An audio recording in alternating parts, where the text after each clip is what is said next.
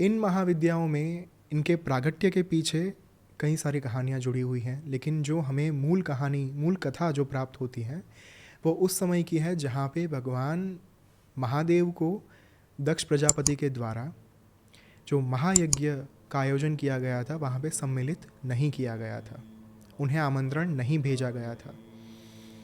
लेकिन माँ सती जो थी उनको ये प्रतीत हुआ कि शायद पिताजी भूल चुके होंगे काम के उसमें व्यस्तता के कारण, तो एक पुत्री को तो आमंत्रण की क्या आवश्यकता। इस वजह से उन्होंने महादेव से ये आग्रह किया कि भले पिताजी भूल गए लेकिन हमें जाना चाहिए महायज्ञ में। महादेव ने कहा कि आमंत्रण के बिना तो नहीं जा सकते। कबीर जी ने बहुत सुंदर बात कही है कि अगर आमंत्रण नहीं मिलता आपको जहाँ पे जाने का, वहाँ पे चाहे सोना भी बरस रहा हो, नहीं जाना चाहिए। उस समय पर महादेव ने कहा कि मैं नहीं आपको सूचन करता कि आपको नहीं जाना चाहिए। माँ सती ज़िद पर अड़ गई थी और उन्होंने कहा कि मैं जाऊंगी। जब उन्होंने देखा कि महादेव नहीं मान रहे हैं, उस समय पे महादेवी ने अपना रौद्र स्वरूप धारण कर लिया।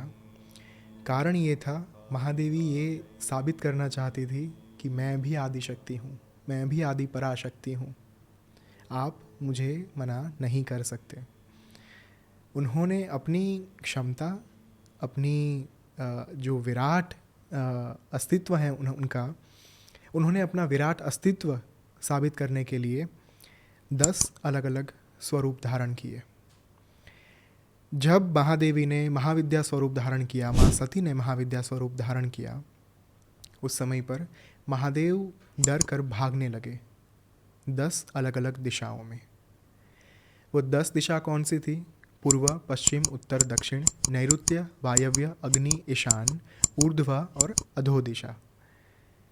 महादेव जिस दिशा में जाते, माँ का एक स्वरूप उनके सामने प्रकट हो जाता, उनको रोक देता। और एक क्षण ये आई जब माँ का एक स्वरूप है धूमावती, महाविद्या।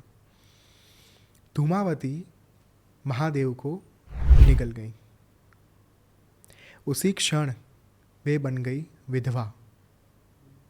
अगर आप धूमावती देवी का स्वरूप देखेंगे, सफ़ेद वस्त्रों में एक रथ के ऊपर बैठी हुई हैं, ऊपर कौवा विराजमान है, क्रो, और बाल जो हैं वो बिखरे हुए हैं, जटाएं बिखरी हुई हैं, शमशान में बैठी हुई हैं, जिसे शास्त्रों ने दारिद्र्य का नाम भी दिया, जिसे हम अलक्ष्मी भी कहते हैं।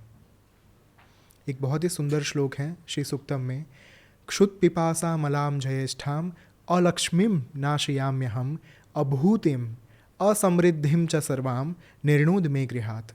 यहाँ पे हम श्री सूक्तम के जब 16 श्लोकों का उच्चारण करते हैं, जो मूल 16 श्लोक हैं, वहाँ पे महालक्ष्मी के आवाहन तो उनका किया ही जाता है, लेकिन साथ साथ में जो दारिद्र्य है, घर में जो अलक्ष्मी है, जिनके कारण गरीबी आती है, उनको हम विदा कर रहे हैं। तो धूमावती को शास्त्र में दारिद्र्य का नाम भी दिया गया है, क्योंकि उनका स्वरूप ही वैसा है, और शास्त्र के मुताबिक तो उनकी आराधना, उनकी साधना घर में हो नहीं सकती।